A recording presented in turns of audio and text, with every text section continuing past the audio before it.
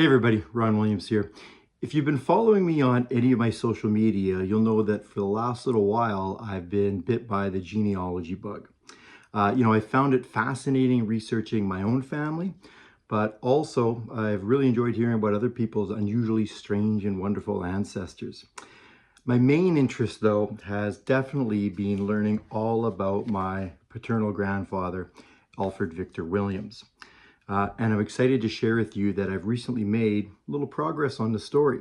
I never dreamed in all of my life that in uncovering my grandfather's life, I'd learn that part of the story is a long lost inheritance, a kidnapping, and also a secret identity, not to mention bigamy, criminal charges, and other things.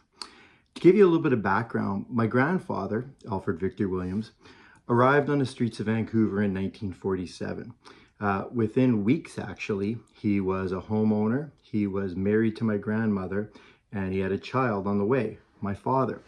All that probably seems pretty usual until you consider he was 57 years old at the time.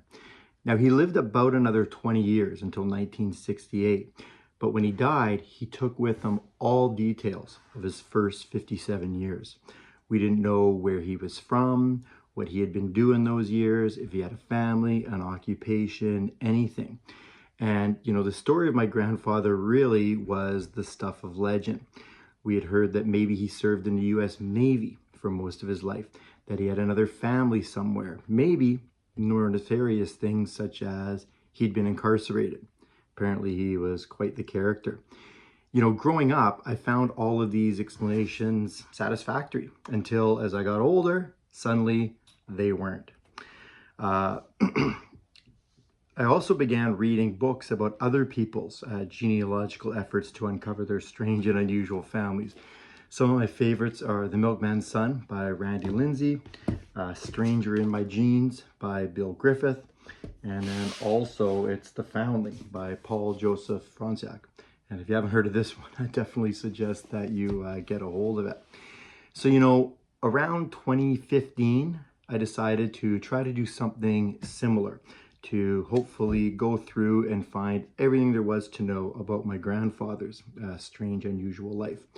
Now, I never had the advantage of knowing him as he died in 1968, which was incidentally a few years before I was born. To get started on a genealogy quest, I went to YouTube, watched a bunch of videos, read whatever I could. And of course, step one was talking to family members and gathering everything possible. Now, my mom, my dad, and even my aunt didn't have a whole lot of details. They told me that he was Irish, that he was a traveling salesman. So it wasn't before long before I had to move on to Ancestry.com. There I found that my grandfather was born in Worcestershire, England in 1889. And his family is intact in both the 1901 and, 1891 and 1901 English census reports. However, by 1911, my grandfather was no longer with the family, okay? Wasn't a big surprise. He would have been in his early 20s. But of course, I wanted to know where he'd been.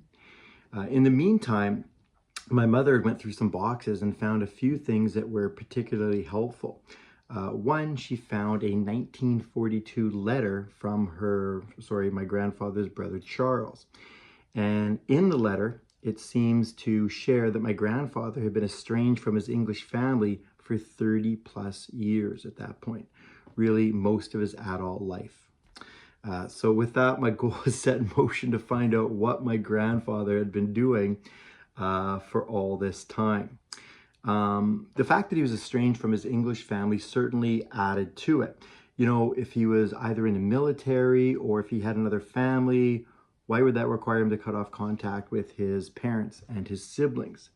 So that's where things like incarceration kind of jump to the forefront as potential theories. The letter showed that in 1942, my grandfather was living in Toronto, Canada. And also that he had lived in Toronto, Canada at some point prior. Okay, this was a return to Toronto, Canada. Back on Ancestry, I was able to find a document showing that my grandfather immigrated to Canada in 1906, basically as a 16-year-old. So at this point, I'd narrowed the missing years down to 1906 to 1942, which obviously is still 36 years. And that time, of course, comprises his age of 16 to 52, right? The prime of a man's life, when he can be seen to, start a family, start a career, settle down on a place. So, really, I was still missing all of the details. Around that time, my aunt was able to supply a couple of things. We had some old documents, one of them showing that he had been married for a time, which we never knew beforehand. And also some very peculiar pictures. In fact, in my grandfather's wallet was a picture of two young girls. And, we had no idea who they were. As far as we knew, my grandfather was only parent to two people, my father and my aunt. So, of course, that definitely suggested that my grandfather did have another family somewhere.